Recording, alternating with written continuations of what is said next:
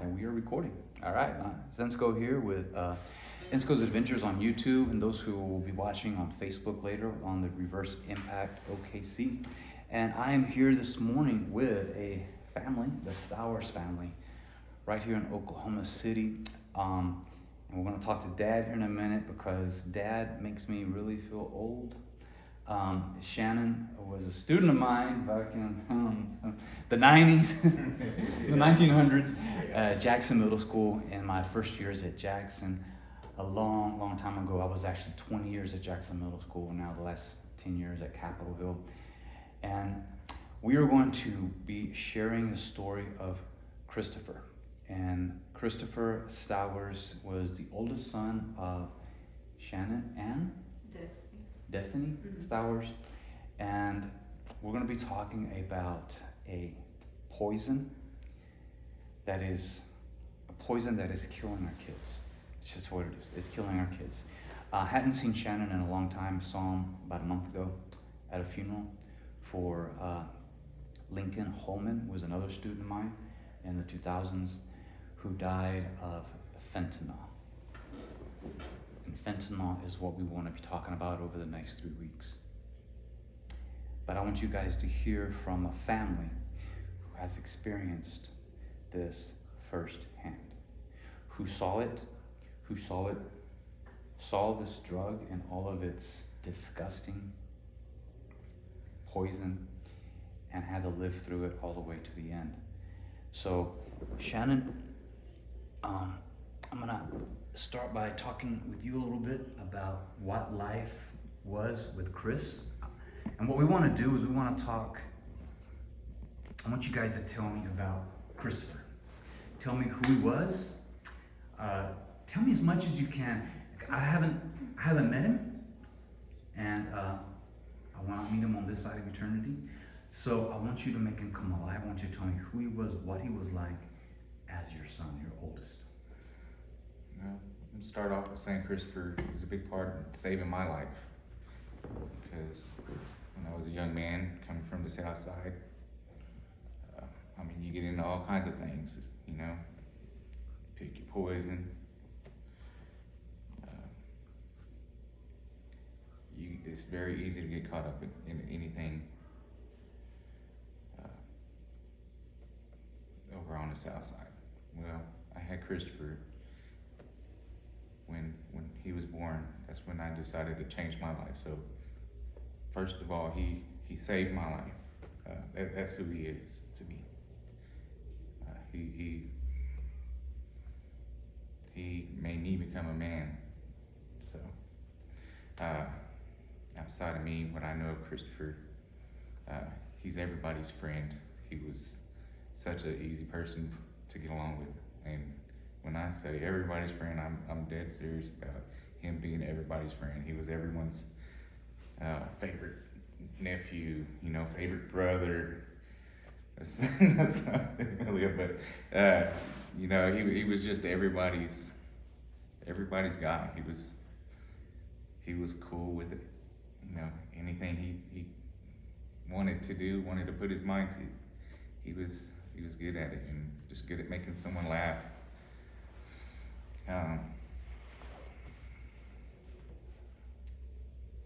He was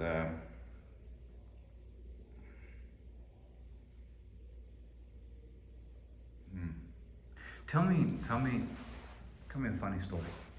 Funny story. Tell me a funny story about Chris. And it could be when he was a baby, he was starting to go to school. Just tell me a funny story. Do you remember a funny story about Chris? Mom, you're coming up next. I hear a funny story. I got a couple. Funny story about Chris. I got a couple of funny stories. Again, he was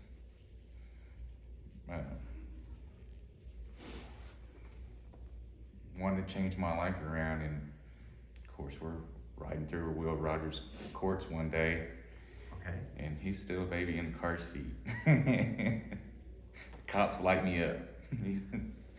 And I don't know, he knew what the cops were, and it was just funny the way he reacted to it.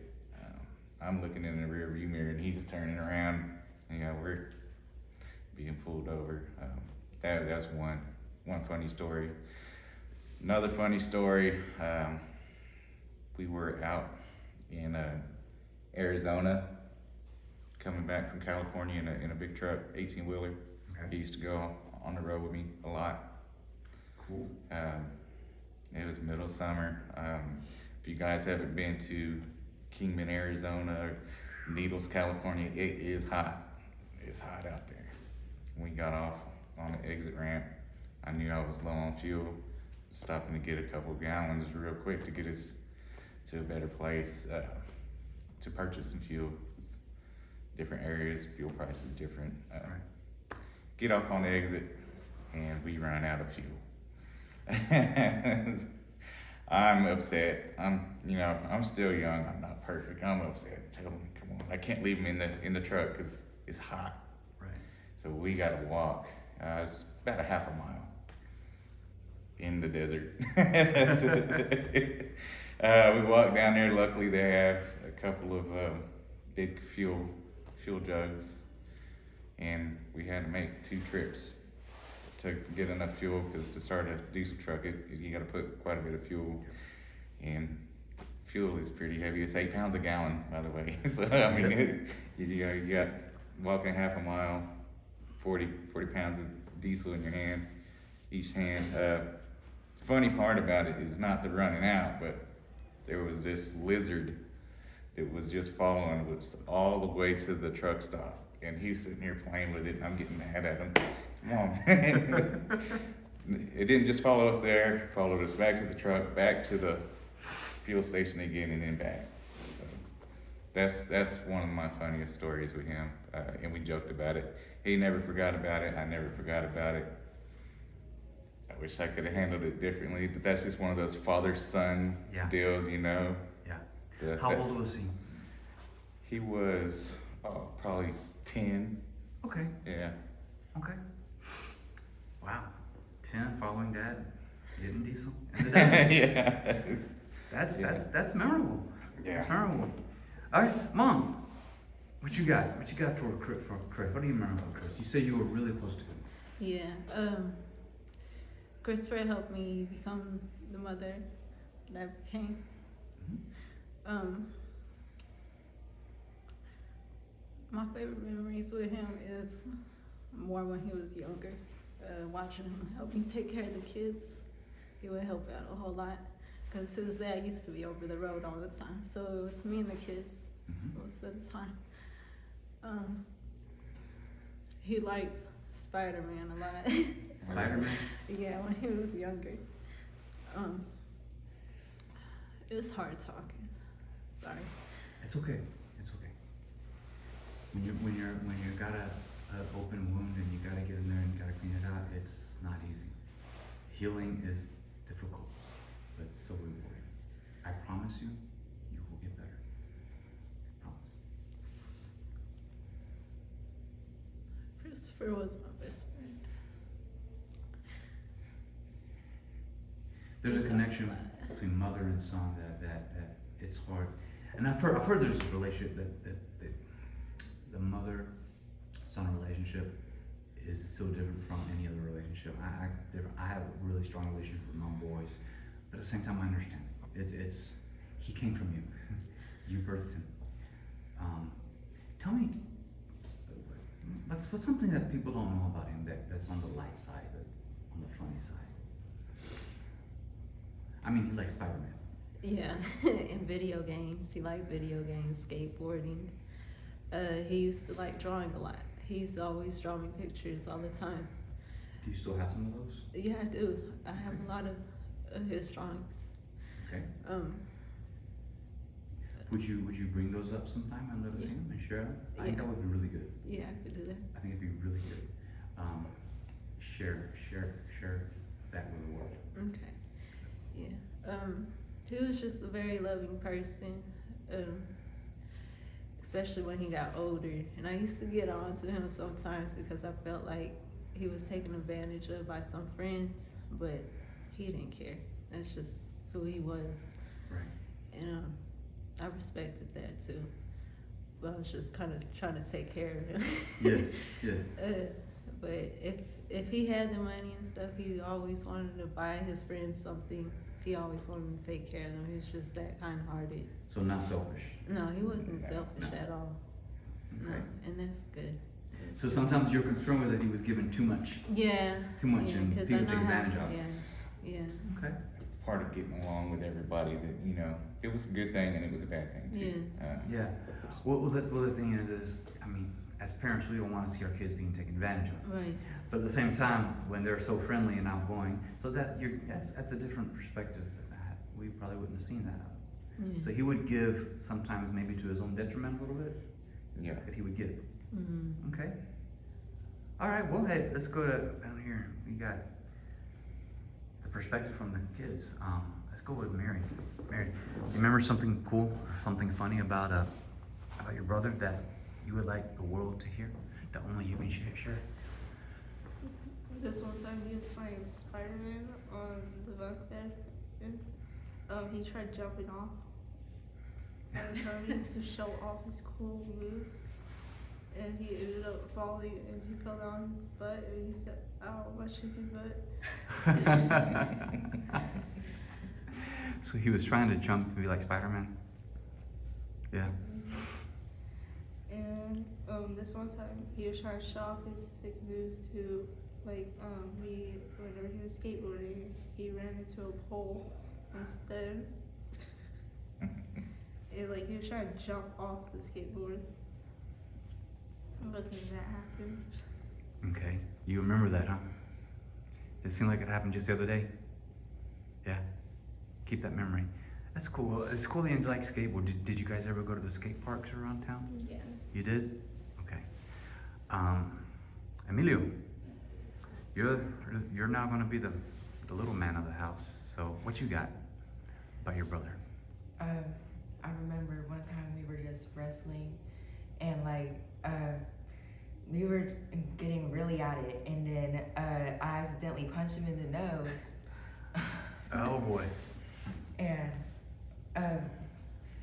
it happened a few times, and then one time he accidentally banged his head against the wall. I remember that. I just found that really funny for some reason. Well, and that's cool. So why did he do when you punched him in the nose? We didn't really do anything besides laugh about it. So he didn't get mad at you? Mm-mm. He would just Oh. tickle me. Okay. So how old are you? I want to say I was about 9 or 10. You're 9. So what's the difference in age between you and Christopher? About 10 years? No, Christopher's 20 or what, 13, He's 6 5 years years, older right? than me. He's 6 years older than you, so he's 7 years older than Okay, me. okay. So there is a difference. So was he when you wrestled with him and fought with him, it was always fun? Yeah. It never got where you guys got angry? Mm-mm. Cool. Cause see, I couldn't do it with my brother. We would start play wrestling. He would always end up fighting. You know, like we stopped. Is there anything else you want to talk about? I mean, share about something funny or cool about Christopher? He would always, sometimes whenever I would want to go to the pool at the apartments that we were living at the time, he once snuck me into the pool. Did you like that? Yeah, we try to keep it a secret. Okay. He didn't want to get in trouble, Mm-mm. and you kept it a secret. Mm-hmm. Now it's not a secret. Now it's going on in the World Wide Web, man. So that's cool. Did y'all didn't know that, did you? No. Well, now you do. There'll be a lot more revealed over the next few weeks. That is cool that you shared that. Yes, it is. That's cool that you shared that. All right. For me, I have a lot, but I was little, and I would say I was probably about like 8 or 9.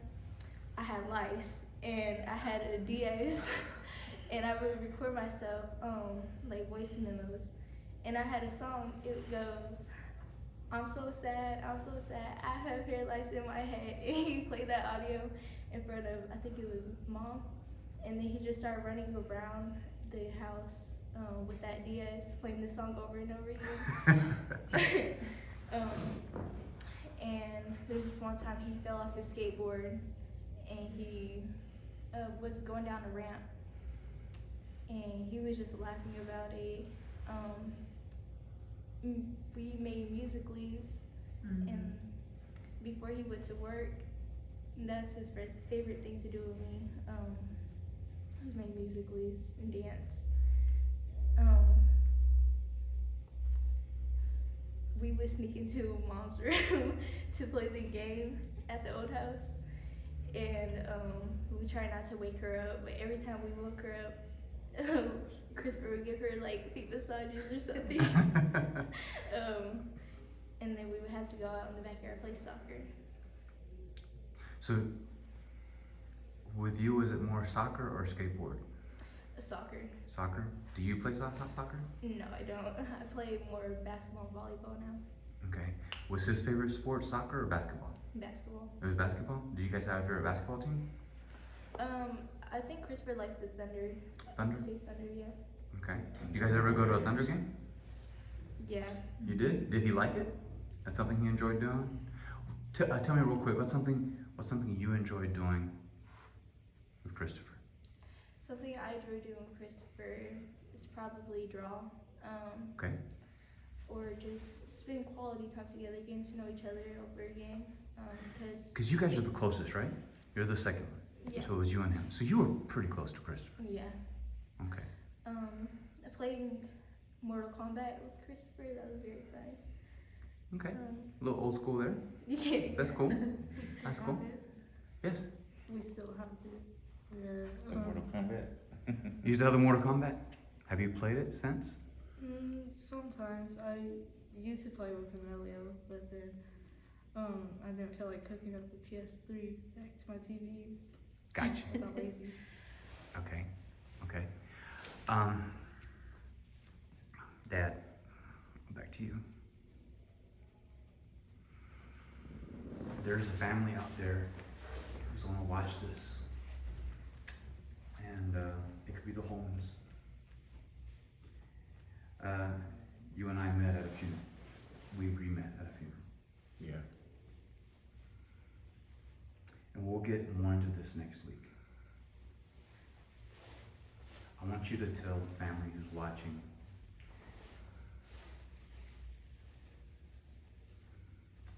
one warning sign. And I know you saw many, and we're going to unpack those later. Next week, we're going to unpack those warning signs. You know, let me give you an example. Guys, listen up. So I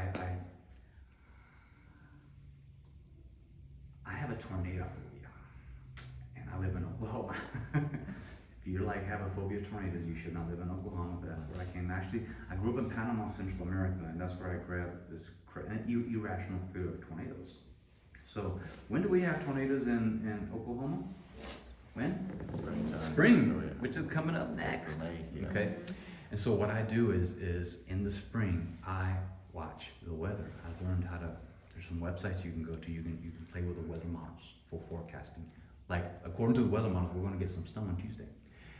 And what I see is I look for warning signs. So what I'm looking at is like next week in the spring, I'll be looking at a certain day. You know, is there a low pressure system coming in? Is the humidity going to be high? What's the temperature? And I try to make my own forecast to see is there actually going to have storm on a certain day. What are those? What is a warning sign that you would say, hey, this is something that if it's happening in the life of your kid, you need to take action now. There's not just one warning sign. What we're going to do, except for an example, on a severe weather day, there has to be all these, there's different ingredients. For an example, if the humidity can be right, but if the temperature is too cool, nothing happens. Right. It becomes you said it the other day, a perfect storm. It turns into this perfect storm. And what we're gonna do is next week we're gonna unpack, and I wanna hear from you guys also. What are the warning signs that you started to see? So give me a clear warning sign. Example, someone says, Insco, tornadoes. First thing I'm gonna say is, first warning sign, humidity. If we have a lot of humidity, that's what feeds a severe thunderstorm that can put down a tornado. What's the first warning sign or the biggest warning sign? The change in attitude or honesty, the lack of honesty. So as Elaborate a little on that. so, we all know our children. Even me being away as much as I was, I knew my son. I know my kids. They all have their own personality. And you could tell when they're lying if you look, you just ask them. You know your kid. You know when your kid is not telling you the truth, no matter how big or how small the lie. You know that something's going on there. When they have to start lying about little things that should be harmless, when they don't trust you enough to tell you the truth, I think that's the first warning sign. Before, was he pretty honest? Oh yeah, he was. I mean, of course, every kid lies. Every human lies. Yes. But it's when When he lies about things you don't need to lie about. right, Mhm. right. Okay. Yeah. Okay. It's the ones that make no sense. Why would you lie about that? That's the first warning sign. Why do you not trust your family to tell and share what's going on, or That's interesting. Yeah. Mom, would you agree with that? Yeah, I do agree with that. It's just a bunch of distancing. That's my biggest one I noticed is the distance. So it's like he didn't trust you guys with the little things anymore. He doesn't even trust you with, let me tell you, And gotta cover everything up. that just kind of goes, one thing turns into another, and you gotta watch what you're nurturing your kids with. Just like you don't want to feed them some poisonous food. You can't feed your kids McDonald's every day. You gotta give them some nutrition. You gotta watch what you give these kids. Through their spirit, through their mind. You gotta feed their mind good. You gotta. Absolutely. I mean, this is one thing that I wish I could have changed. Is I was very lax on what I let my kids watch. Social media. I don't care. I was trying to let them into this stuff, right? Because I don't want you to be slow. I don't want you to be behind. But you got to be careful with that stuff. Georgia, Yes. what's a warning sign that you saw? The biggest warning sign, or the beginning of it, Okay.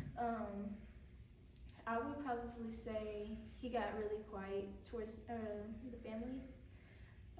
He wouldn't tell us small things like that, or he really just distanced himself as much as he could. And every time we would try to come up to him, he would give attitude. Yeah, A lot. it's not their attitudes. That is good. Amelia, would you agree with that? Yes. Did you see that as well? Yes. Mary?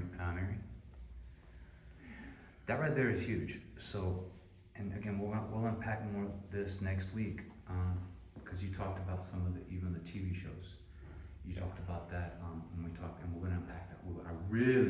I really want to unpack that next week. I really want us to unpack the TV shows and stuff that you hit the nail on the head. We feed our minds with, that we think that is of no importance, it will have no impact. It does. It Oh, yeah. does. It is a hot expression I heard. If you eat fat, greasy food, you become a fat, greasy dude. I'm true for that, man. So it's like, if you eat what you become, and that's even a scriptural principle. So I want to leave it there, but I want to talk about, a little bit to our people who are watching. I just flip it this way. So one of the first signs, and y'all heard it here from a family who witnessed it. So here's the thing: people who watch this, they can't brush you aside. Mm-hmm. They can brush me aside because I've not experienced it. I can only repeat what I've heard from other people. They cannot brush you aside. And that's why it's so important that we have this conversation and we put this out there, because they cannot brush you aside. So the first sign was a lack of honesty about things that he could have been honest about and that would really not been detrimental. He got quiet. So if you have a son or a daughter who suddenly has gone from outgoing, would y'all say outgoing, to quiet, to really honest, to now reserved and lying about things that have no true consequence, you need to start doing something. And we're going to unpack also, what can we do? Because all of you mentioned that when you did try to do something, he would just get further away. Mm-hmm. And Mom, you talked about that balance. If you're too strict, they run away. If you're too lenient, then they do everything dumb. They get. Where is that balance? Because you have 3 young people that are living with you still. Yeah. Yeah. But this is going to be a victory, and a victory. And Chris' death will not be in vain. It will not be in And I vain. want people to know that's the goal out of this. My way of fighting is anybody, I lost my son. I wanted to kill somebody. Anybody is capable of killing someone. And it's not that hard to. That would be the easy way out of it, really. I mean, and I would have just wrecked the rest of my family. I asked God to help me. What do I do? And I think a year later, He's given me an answer. I've run into you, Mr. Insco, and we talked about it a little bit yesterday or the day before. That and I think it's all just falling in place. The reason why I'm doing this is to fight. It's my way of fighting. And I think it's very important that we all fight together as parents, as a community, because just me doing it, even no matter how much you believe, the story and soak up from it, it's a very true story. We're still very raw to this a year later. Yes.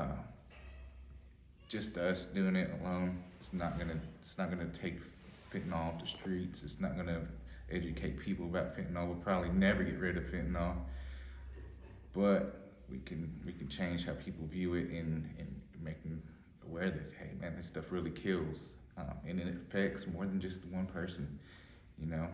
Chris paid with his life. That's right. We're gonna pay for the rest of ours. And Lincoln, he paid with his life.